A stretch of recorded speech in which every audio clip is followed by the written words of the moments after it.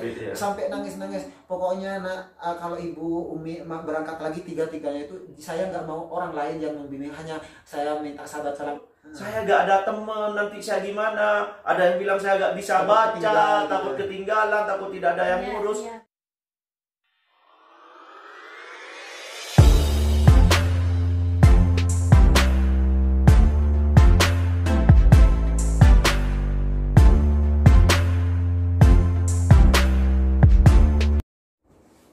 Assalamualaikum warahmatullahi wabarakatuh. Jumpa lagi di Emilia Official.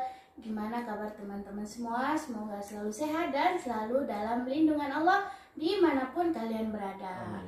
Nah teman-teman, hari ini di Emilia Official kedatangan tamu spesial, dan dia itu seorang mutawif yang datangnya dari Jeddah, dan juga ada satu lagi yang udah masyhur banget ya di Taif. Pasti teman-teman udah tahu nih. Coba nih kita lihat siapa dia.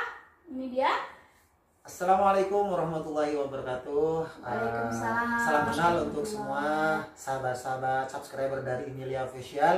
Apa kabar kalian semua? Mudah-mudahan sahabat semua diberikan kesehatan oleh Allah, dan mudah-mudahan diberikan kesuksesan dunia dan akhirat. Salam kenal dari sahabat salam.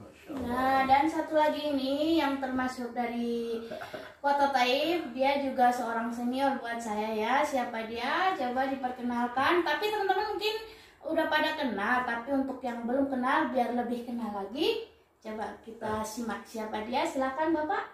Assalamualaikum warahmatullahi wabarakatuh. Untuk para subscribernya Emilia Official, nama saya Faiz. Saya memang asli Taif ya, berdomisili di kota Taif. Ya ini yang mumpung ada dua orang hebat ini ya teman-teman. Nggak ada salahnya ya kita tanya-tanya, kan dia Masya Allah tabarakallah seorang mutawif yang biasanya itu emang suka mengantar jemput atau mengawal ya Pak ya, kalau bisa dibilang kakak juga ya. Nah ini biasanya mengawal jemaah umroh dan haji. Kebetulan Masya Allah tabarakallah. Kak Salam, apa sih kerjaan mutawif itu apa aja sih Kak, kalau boleh tahu?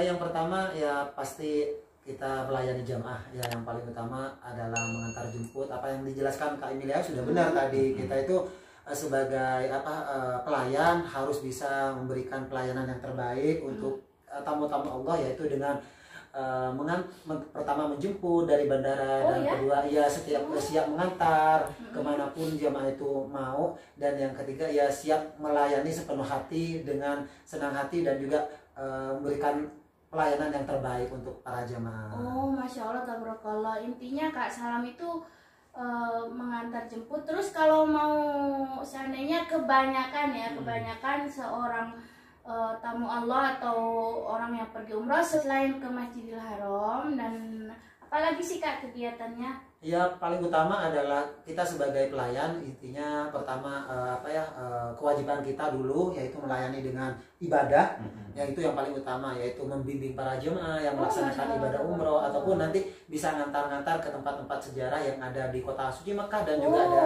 di kota suci Madinah. Seru ya Kak ya pastinya itu karena tanggung jawab. Betul sekali. Contohnya seperti halnya pertama kita pelaksanaan ibadah umroh, yang kewajiban dari jamaah umroh, kita harus siap melayani dengan sepenuh hati dan membimbing jamaah-jamaah umroh yang dibawa oleh kita semua, dan tempat-tempat ibadah atau tempat-tempat ziarah lainnya seperti pokoknya banyak di Jabal Rahmah juga, yang pasti karena kebanyakan schedule dari jamaah itu pasti ke Jabal Rahmah. Iya pasti, karena terkenalnya di sana itu sejarah pertemuan Nabi Adam dan Siti Hawa. Dan semua orang mengharap banget ya bisa nyampe ke sana. Dan ini kita mau nanya-nanya ke Pak Fai juga. Ini kan Pak Fai juga mutawif, tapi dia kok bisa di Taif aja gitu. Gimana ceritanya Kak, maksudnya? Ya gini, memang saya juga sering mendampingi jemaah ya, jemaah, tapi saya beda dengan sahabat salam. Oh gitu. Kalau sahabat salam ini kan biasanya beliau itu paket. Misalnya jemaah itu 15 hari di Arab Saudi, jadi beliau dampingi terus dari kota Mekahnya, tawafnya, termasuk ziarahnya, termasuk ke kota Madinahnya.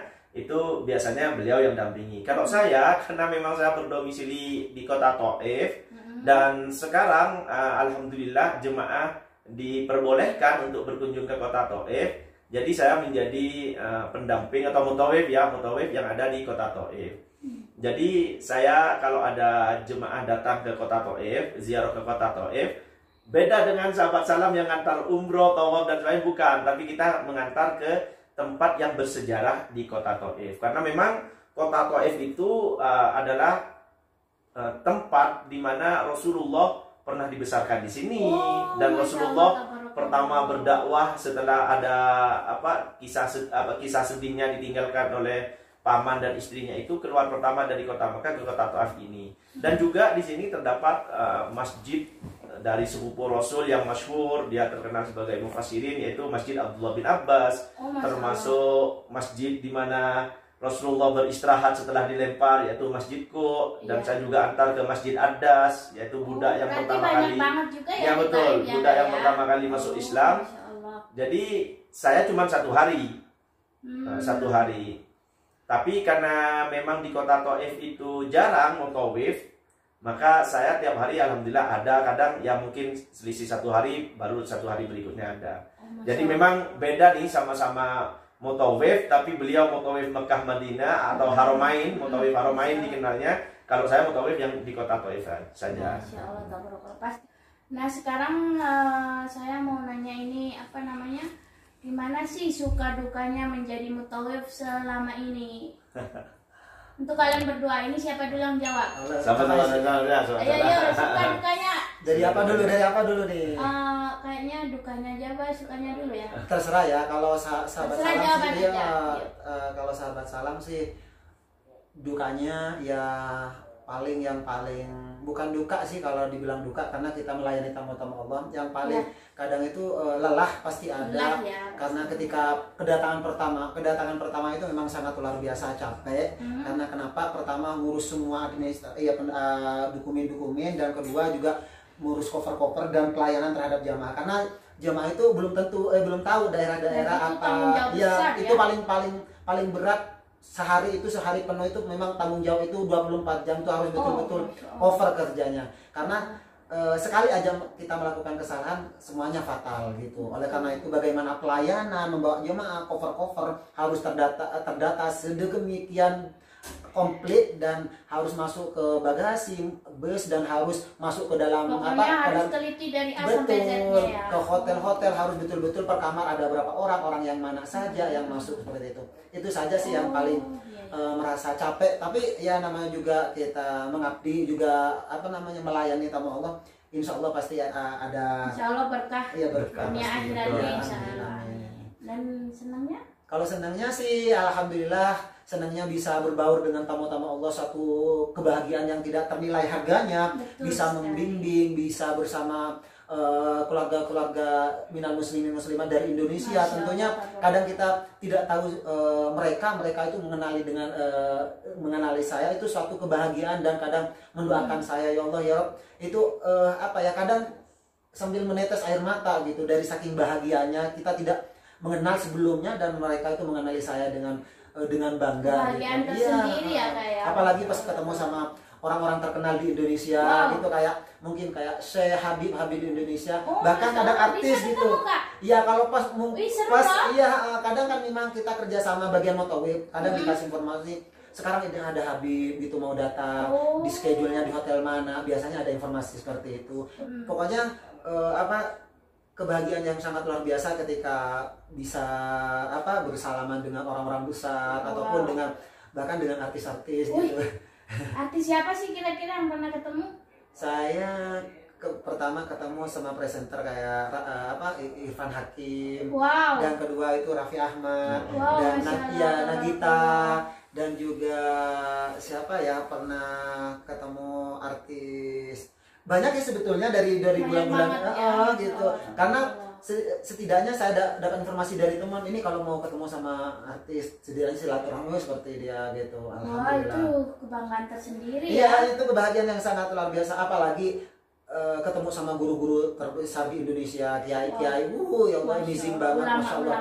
Ya kadang kita mau ketemu aja susahnya, iya masya Allah ya di Indonesia kita ada kesempatan bisa langsung bersalaman, kita kadang sampai gemeter loh. Itu yang tidak ternilai harganya. Kalau dari sahabat salam tentang kebahagiaan dan kesedihannya.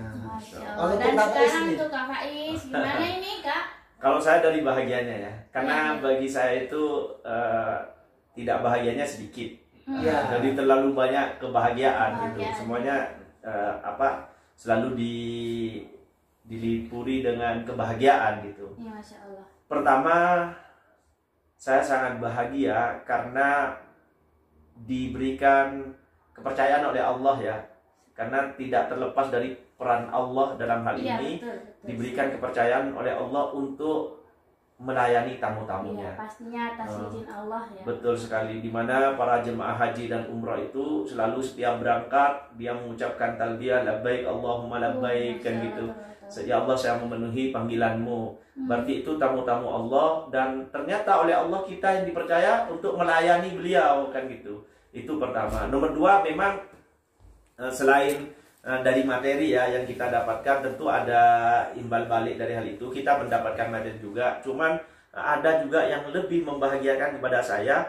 Kita kan berada di tempat yang jauh dari tanah air, berada di jauh dari keluarga juga, sahabat juga. Jadi apabila ada orang umroh atau haji yang berkunjung ke daerah kita, yang mana kita sudah lama tidak bertemu dengan sanak keluarga, itu seolah-olah kita ketemu dengan saudara baru, keluarga baru dalam hal itu. Apalagi ada keagraban karena ada komunikasi bahasa Indonesia yang sama-sama orang Indonesianya kan gitu. Seperti itu.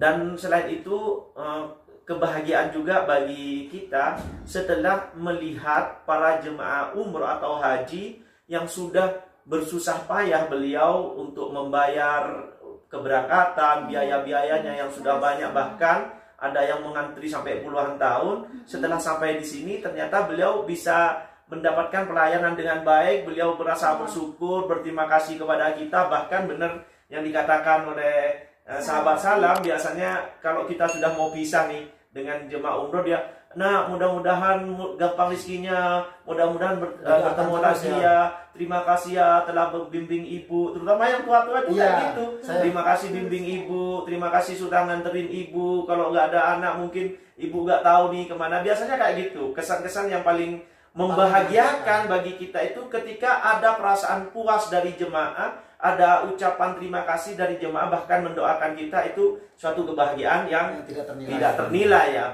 khususnya bagi saya pribadi. Dan kalau untuk susahnya ya, sampai saat ini kayaknya sangat sedikit.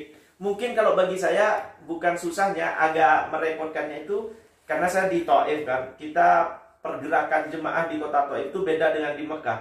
Jadi di kota Taif itu nyampe Masjid Abdullah bin Abbas, langsung pindah ke Masjid Ad-Das, masih ke Masjidku. Setelah itu ke penyulingan bunga mawar, ke tempat makan, ke tempat ini pasar buah. Itu butuh pergerakan yang cepat. Kadang kan jemaah ada yang masih belanja, kita carinya masih repot. Kita sudah naik ke bus semua, kita sudah kumpulin semua di bus, ternyata ada kurangnya, maka kita, dan disitulah dituntut kesabaran memang. Betul. Karena memang kewajiban kita untuk mengurus kayak gitu. Dan harus betul-betul kita siap-siaga. Betul sekali. Dan ini juga, ini ada kebahagiaan juga, benar yang dikatakan oleh sahabat salam tadi. Saya pernah membawa jemaah atau rombongan yang mana di dalam bus itu terdapat guru saya sendiri. Guru pondok saya sendiri, dan di mana di situ saya dituntut untuk ceramah ya, untuk menyampaikan sejarah di depan guru kita, yang gimana ya, perasaan kita itu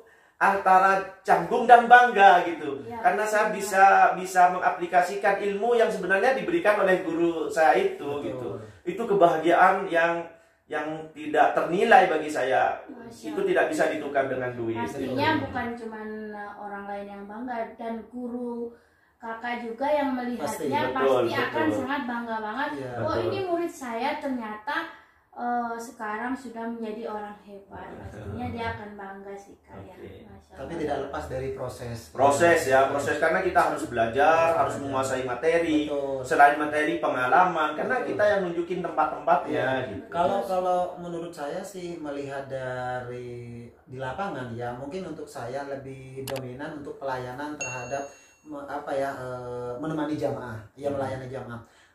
Tapi untuk ke Cafais sendiri agak sedikit lebih ke dalam, karena kenapa? Untuk di Cafais sendiri beliau ini lebih wawasannya itu harus lebih luas karena tentang tempat-tempat sejarah. Betul. Kalau di Sahabat Salam sendiri mungkin paling utama itu adalah menemani jamaah untuk umroh Iya, dulu, betul, ya, betul. itu kewajiban ya, dan pelayanan, servis, mungkin mau kemana dan kebutuhan apa, itu saja yang paling penting. Tapi kalau di apa yang disampaikan Cafais barusan, kita harus betul-betul siaga dan harus betul punya pengalaman yang Betul, luas persiapan, gitu. Iya, persiapannya harus luas. Kalau misalnya kita salah dalam menjelaskan penyampaian, itu bisa berakibat fatal terhadap seluruh jamaah. Betul. Seperti itu. Iya. Ya. Oke. Tapi untuk ke pengaturan yang ke Masjidil Haram itu kan orang bukan cuma satu, bukan rombongan kakak doang. Gimana sih cara mengaturnya seperti itu? Memang dari luar sudah diantisipasi untuk tidak pisah. Betul. Jadi satu grup itu, dan biasanya sih setiap jamaah pasti ada tanda pengenal. Oh ya, seperti saya lihat kayak ada di kepala Ya, dan pita, atau iya. sorban, Biasanya selendang pakai selendang. selendang. Itu pasti itu.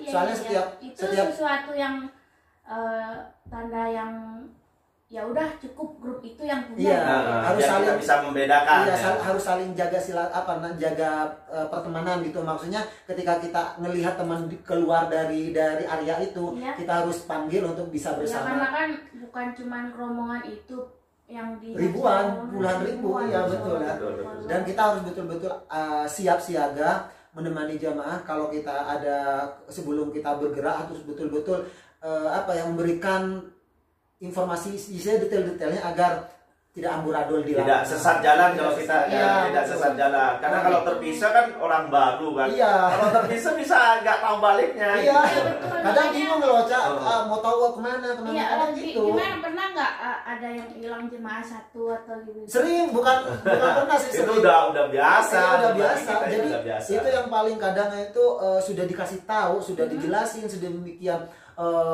detail, harus segini, harus ngikuti langkah kita agar supaya tidak melenceng dari grup kita. Ternyata masih aja mungkin nerima telepon, lupa atau ada apa gitu. Biasanya tersesat sendiri udah karena tahu sendiri kepadatan jamaah berdorong-dorong gitu. Akhirnya tersesat, dan mau tidak mau ya rombongan itu ditaruh dulu, maksudnya disuruh kumpul dulu, kita cari yang satu itu. Dan ini udah berapa bulan ini kan karena COVID-19, ini kan nggak ada jemaah umroh dari luar negeri. Terus gimana nasib kakak-kakak ini? Siapa nih? Sahabat Salam ya. Semuanya lah pokoknya. Ya, Satu-satu. sebetulnya sih benar untuk pelaksanaan ibadah umroh untuk berapa bulan, bahkan untuk saat ini hampir mendekati 1 tahun ya, tidak ada pelaksanaan ibadah umroh. Ada sih ada, tapi melalui tahapan. Dari kemarin ini sudah tahapan kelima, cuman pertama yang memang diperuntukkan semua petugas yang membimbing para jamaah tamu-tamu Allah dari Indonesia itu adalah orang-orang Arab Saudi. Jadi untuk ajnabi, untuk mutawif yang dari Indonesia masih belum diperkenankan untuk membimbing jamaah. Tentunya ya kesedihan yang mendalam ketika ya biasanya kita berbaur dengan tamu-tamu Allah tiap waktu, tiap saat, tiap jam, bahkan itu 24 jam selalu ada komunikasi dengan tamu-tamu Allah baik di haram, baik di hotel atau di mana-mana. Biasanya setiap waktu itu pasti ada komunikasi. Dan sekarang karena berhubung tidak ada pelaksanaan ibadah umroh, tidak ada tamu-tamu Allah yang melaksanakan ibadah umroh, akhirnya ya sedih sih, pasti sedih. Cuman tidak terbayangkan akan terjadi seperti ini sebelumnya gitu. Ya mungkin ini sudah jalan dari Allah. Ya kita hanya berikhtiar, mudah-mudahan segera berlalu, dan mudah-mudahan Covid ini segera diangkat oleh Allah, dan pastinya pelaksanaan ibadah umroh betul-betul kembali normal, dan pemerintah Arab Saudi segera membuka pelaksanaan ibadah umroh ini dengan normal kembali. Insya Allah membaik. Terus untuk Kak Faiz gimana ini? Kalau saya sebenarnya sih sama dengan sahabat Salam. kesedihan bagi saya ya dengan tidak ada jemaah umroh itu sebenarnya bukan kesedihan sih, tapi kangen terhadap jemaah-jemaah yang biasanya, Ustadz ini apa, Ustadz ini kok bisa kayak gini. Kadang ada jemaah itu yang mengatakan, aduh alhamdulillah Ustadz, saya bisa berangkat kan ke sini. Kadang dia bahkan ada yang cerita sambil kita dampingin dicerita di apa khususnya di kota Thaif. Kalau saya seperti itu, ya intinya kangen kebersamaan lah, kangen kebersamaan dan kesibukan. Kadang kesibukan itu ngangenin loh. Ngangenin banget.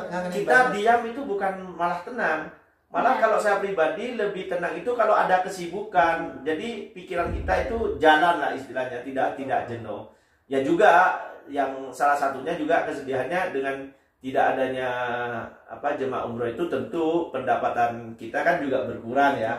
Walaupun Allah tetap menjamin rezeki seseorang, tapi minimal dengan adanya pandemi ini tetap berpengaruh bagi kita yang di sini, terutama para mutawif seperti sahabat salam seperti saya yang awalnya dapatkan pekerjaan sekarang sedikit mengurangi, bahkan bukan sedikit ya, hampir 80% pendapatan kita sedikit berkurang. Itu aja sih kalau menurut saya seperti itu.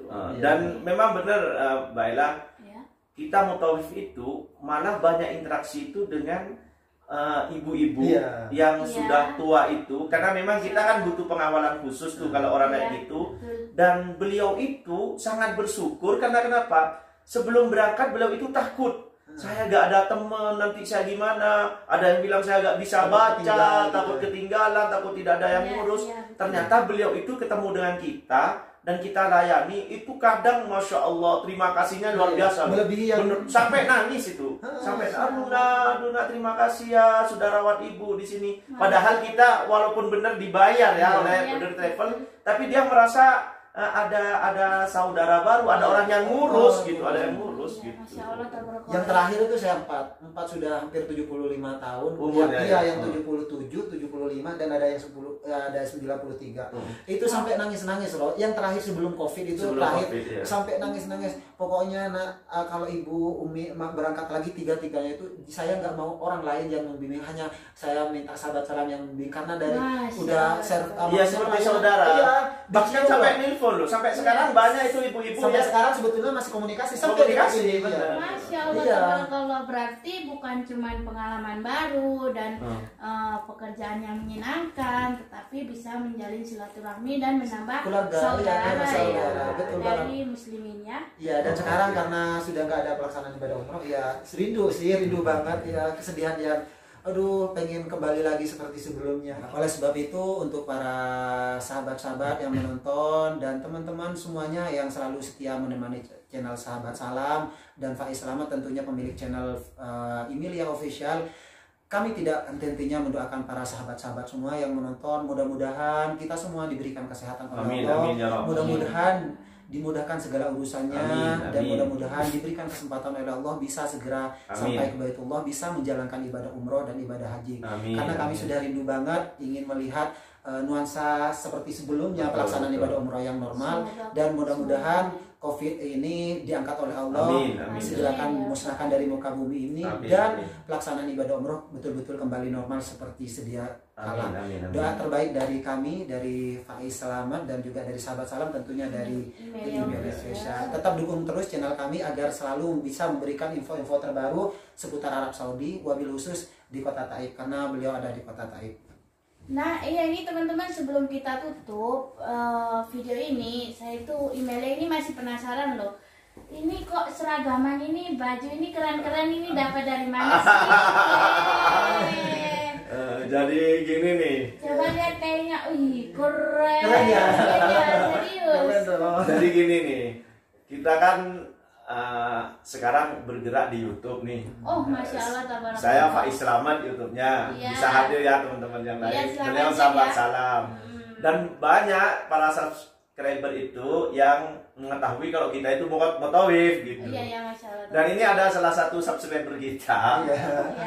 Dia itu menghadiahkan baju ini, baju Masya top Allah, ini katanya nanti kalau ke Masjidil Haram, kalau bawa jemaah Iya. biar dipakai dan minta doa mudah-mudahan selalu diberikan kesehatan. Wah, Masya Allah, tabarakallah. Sekali lagi ya mudah-mudahan rezekinya tambah lancar. Amin. Saya doakan yang beri ini Iya. berkah.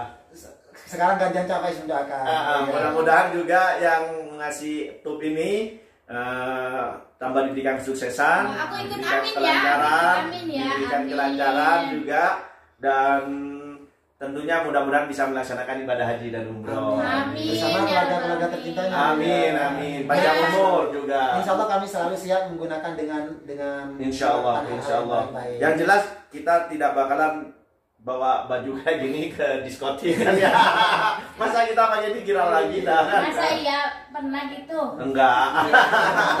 Masa ada seorang mutawif gitu. Iya betul. Ya sekali lagi saya ucapkan terima kasih atas pemberiannya, dan ini masya Allah kita senang banget ya, senang banget ya. Amazing banget. Dan ini spesial kita pakai top ini saya spesialkan untuk orang yang memberikan top ini. Betul banget. Sekali lagi doa terbaik dari sahabat salam. Mudah-mudahan yang memberi ini diberikan kesuksesan. Amin. Ikut amin, amin. Dan sekali lagi mohon maaf jika ada tutur kata yang kurang baik, yang kurang berkenan di hati para sahabat semua. Terima kasih yang sudah mengikuti perjalanan kami obrolan santai bersama Cak Faiz Selamat dan juga Emilia Official. Tentunya mohon maaf sebesar-besarnya jika ada Betul. perkataan yang kurang baik di hati para sahabat. Kami akhiri dulu dari Kota Taib. Betul. Kami mengucapkan Assalamualaikum warahmatullahi wabarakatuh. Waalaikumsalam. Waalaikumsalam warahmatullahi wabarakatuh.